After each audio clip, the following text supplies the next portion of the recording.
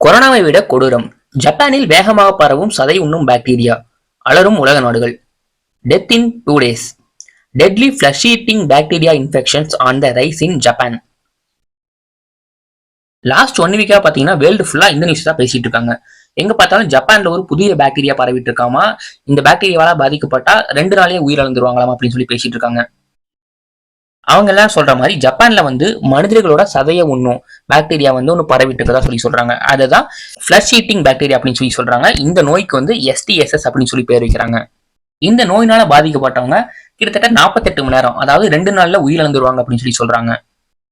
So இப்போ உலக மக்கள்லாம் பாத்தீங்கன்னா மறுபடியும் பயந்துட்டு இருக்காங்க. நம்ம இன்னொரு பேண்டமிக் சந்திக்க போறோமா, இப்ப கொரோனா வைரஸே முடிஞ்சு நம்ம அதுக்குள்ள இன்னொரு பாக்டீரியாவா இன்னொரு வைரஸ் அப்படின்னு சொல்லி பயந்துட்டு இருக்காங்க.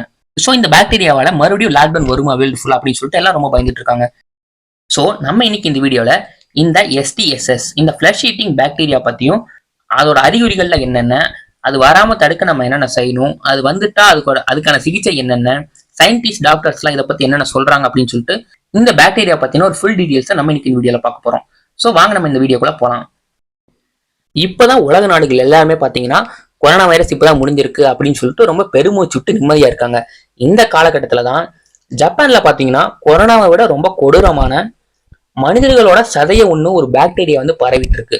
அதாவது ஃபிளஷ் ஈட்டிங் பாக்டீரியா ஜப்பான்ல ரொம்ப வேகமா பரவிட்டு இருக்கதா சொல்லி சொல்றாங்க.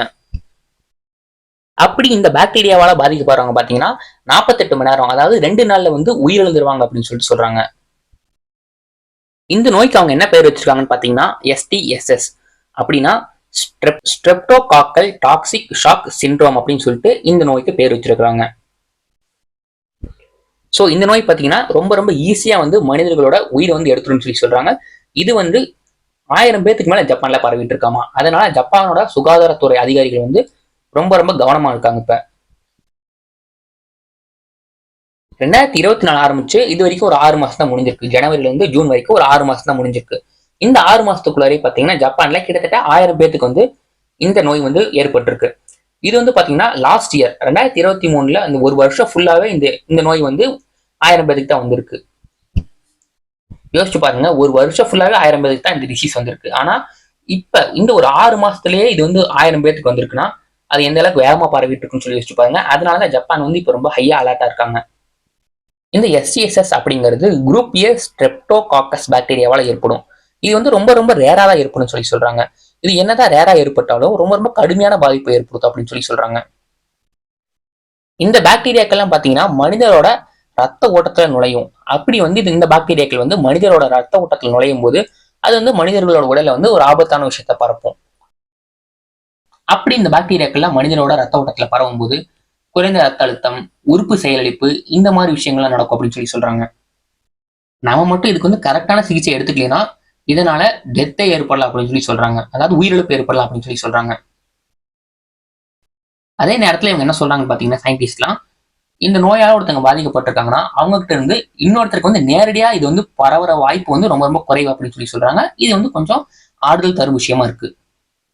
சரி, இதோட அறிகுறிகள்லாம் என்ன அப்படின்னு சொல்லி கேட்டோம்னா காய்ச்சல், தசைவலி, குமட்டல் மற்றும் வாந்தி.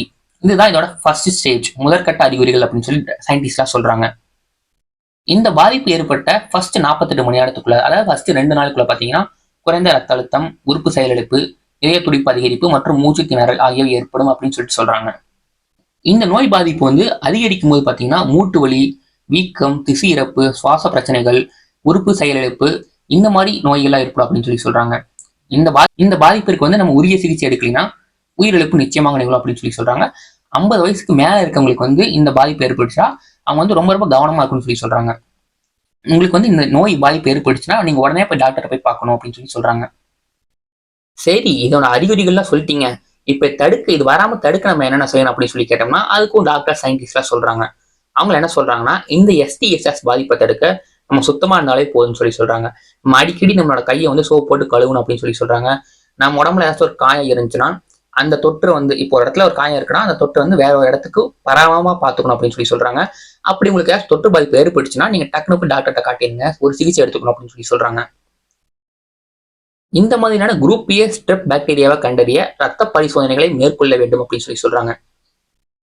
இப்போ ஒருத்தங்களுக்கு பாத்தீங்கன்னா ஒருத்தங்களுக்கு குறைந்த ரத்த அழுத்தம் இருக்கு, இல்ல ஒருத்தங்களுக்கு சிறுநீரக பிரச்சனை இருக்கு, இல்ல கல்லீரல் பிரச்சனை இருக்கு, இந்த மாதிரி பிரச்சனைகள் இருக்கிறவங்களா இருக்கட்டும், இல்லைன்னா ஒரே நேரத்துல அடுத்தடுத்து 2 உறுப்புகள் செயலிழந்து போகும், அந்த மாதிரி இருக்கிறவங்களுக்கா இருக்கட்டும், அவங்களுக்குலாம் இந்த பாதிப்பு ஏற்படுற வாய்ப்பு அதிகம் அப்படின்னு சொல்றாங்க. சரி, சப்போஸ் இந்த நோயால பாதிக்கப்பட்டுட்டா அதுக்கான சிகிச்சைகள்லாம் என்னென்ன அப்படின்னு சொல்லிட்டு பார்ப்போம். இந்த எஸ்டிஎஸ் பாதிப்பு உள்ளவங்களுக்கு வந்து ஆன்டிபயோட்டிக்ஸ் மாத்திரைகள் தருவாங்க டாக்டர்கிட்ட போனீங்கன்னா. இதெல்லாம் பாத்தீங்கன்னா இந்த பாக்டீரியாஸை கொல்ல உதவும் அப்படின்னு சொல்றாங்க. மேலும் ரத்த அழுத்தத்தை சீராக்கவும், உங்களோட உடல் உறுப்புகள் சரியாக வேலை செய்யவும் உங்களுக்கு வந்து லிக்விட் அடிப்படையில உணவுகள் வழங்கப்படும். அதாவது ஜூஸ், இந்த மாதிரி லிக்விட் உணவுகள் வந்து தருவாங்க அப்படின்னு சொல்றாங்க.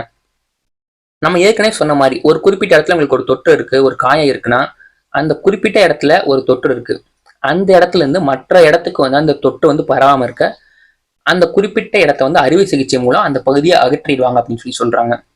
அதாவது அந்த தொற்று வந்து மற்ற இடத்துக்கு பரவாம இருக்க அறுவை சிகிச்சை செஞ்சு அந்த பகுதி வந்து அகற்றப்பட வேண்டும் அப்படின்னு சொல்லி டாக்டர்ஸ் எல்லாம் சொல்றாங்க.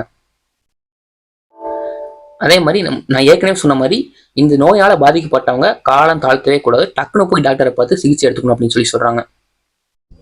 சரி, ஓகே, இப்போ இந்த நோயை பத்தி சயின்டிஸ்ட்லாம் என்ன சொல்றாங்க அப்படின்னு சொல்லிட்டு நம்ம பார்ப்போம். ஃபர்ஸ்ட், அமெரிக்காவோட நோய் கட்டுப்பாடு மற்றும் தடுப்பு மையங்கள், அதாவது சிடிசி, அவங்க என்ன சொல்றாங்கன்னு சொல்லிட்டு பார்ப்போம். Even with treatment STSS can be deadly. Out of 10 people with STSS, as many as 3 people will die from the infection. அதாவது என்ன சொல்றாங்கன்னா, STSSக்கு வந்து நீங்க சிகிச்சை எடுத்துக்கிட்டாலும் இது வந்து ரொம்ப ஆபத்தானது அப்படின்னு சொல்றாங்க. இந்த STSS நோயுடைய 10 பேர்ல 3 பேர் தொற்று நோயால இறப்பாங்க அப்படின்னு சொல்றாங்க. சிம்பிளா என்ன சொல்றாங்கன்னா, 10 பேர் பாதிக்கப்பட்டா இந்த நோயினால ஒரு 3 பேர் இறப்பாங்க அப்படின்னு சொல்றாங்க. சரி, இவங்க எப்படி சொல்றாங்கன்னு பாத்தீங்கன்னா, ஜப்பானோட தொற்று நோய்களுக்கான தேசிய நிறுவனம் NIID அவங்க என்ன சொல்றாங்கன்னு பாத்தீங்கன்னா, there are still many unknown factors regarding the mechanism behind fulminant forms of streptococcus, and we are not at the same stage where we can explain them.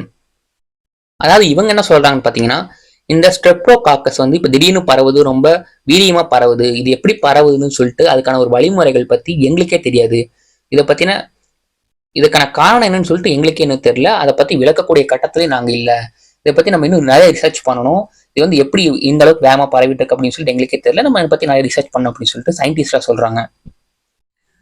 சரி, ஓகே, இவங்க தான் எப்படி சொல்றாங்க பாத்தீங்கன்னா, உலகத்துல இருக்க மற்ற சயின்டிஸ்ட் என்ன சொல்றாங்கன்னு பாத்தீங்கன்னா, இந்த பாக்டீரியா வந்து நார்மலா நம்மளை சுத்தி இருந்துகிட்டு தான் இருக்கு, இது வந்து இப்ப வந்து ஏன் திடீர்னு இப்படி பரவுன்னு சொல்லி கேட்டீங்கன்னா, நார்மலா இது நம்ம கூட இருக்கும்போது நமக்கு வந்து அதை எதிர்த்து போராட ஒரு இம்யூன் இருக்கும், நம்ம உடம்பு அதுக்கான ஒரு பயோட்டிக் உருவாக்கிக்கும், ஆன்டிபயோட்டிக் உருவாக்கிக்கும். இப்ப கொரோனா வைரஸ் வந்துச்சு, நம்ம வந்து லாக்டவுன்ல இருந்தோம், லாக்டவுன்ல நம்ம இருக்கும்போது நம்ம ரொம்ப ஹைஜீனிக்கா இருந்தோம், மாஸ்க் போட்டிருப்போம், சானிடைசர் யூஸ் பண்ணுவோம், வெளியில எங்கேயாச்சும் போயிட்டு இருந்தா கை கழுவிட்டு இருப்போம், இந்த மாதிரி ரொம்ப ஹைஜீனிக்கா நம்ம இருந்தோம். இப்ப இந்த ரெஸ்ட்ரிக்ஷன்லாம் முடிஞ்சு நம்ம வெளியே வரும்போது நம்ம திருப்பி பழைய மாதிரி வாழ ஆரம்பிச்சிட்டோம், மாஸ்க் எல்லாம் போறது இல்ல, எங்கேயாச்சும் வெளியே போயிட்டு இருந்தா கை கழுவுறது இல்ல, நம்ம பழைய நிலைமைக்கு நம்ம வாழ ஆரம்பிச்சிட்டோம். இப்போ இந்த பாக்டீரியா நம்மளை சுற்றி இருக்குன்னு தான் நான் சொல்லியிருந்தேன். இதனால திரும்ப அந்த பாக்டீரியா நம்மளை தாக்கும்போது நமக்கு அதுக்கான இம்யூனிட்டி நம்மகிட்ட இல்லை. ஏன்னா இத்தனை நாள் நம்ம ஹைஜீனிக்கா இருக்கும்போது, இருந்தோம், இப்போ திடீர்னு வந்து இந்த பாக்டீரியா நம்மளை தாக்கும்போது அதை எதிர்த்து போராட ஒரு இம்யூனிட்டி இல்லை அப்படின்னு சொல்றாங்க. ஸோ அதனால முடிஞ்ச அளவுக்கு ரொம்ப ஹைஜீனிக்கா இருங்க, லிக்விட் சம்பந்தமா நிறைய உணவுகளை சாப்பிடுங்க அப்படின்னு சொல்லிட்டு நிறைய சயின்டிஸ்டா சொல்றாங்க. எங்கேயாச்சும் வெளியே போயிட்டு வந்தா கையில சோப் போட்டு கழுவிக்குங்க அப்படின்னு சொல்லிட்டு சயின்டிஸ்ட்லாம் சொல்றாங்க. ஸோ பொதுவாக என்னன்னா, நம்ம முடிஞ்ச அளவுக்கு நம்ம சுத்தமா இருக்கணும், நம்ம எங்கேயாச்சும் வெளியில போயிட்டோம்னா கையில கழுவிக்கணும் இப்படின்னு சொல்லிட்டு எல்லா டாக்டர்ஸும் சொல்றாங்க. ஸோ இந்த பாக்டீரியாவால மறுபடியும் ஒரு லாக்டவுன்ல வருமானு சொல்லி கேட்டீங்கன்னா, நிறைய சயின்டிஸ்ட்லாம் என்ன சொல்றாங்கன்னா, அதெல்லாம் வாய்ப்பு இல்லை, இதெல்லாம் சும்மா ஒரு நார்மல் இதுதான் அப்படின்னு சொல்றாங்க.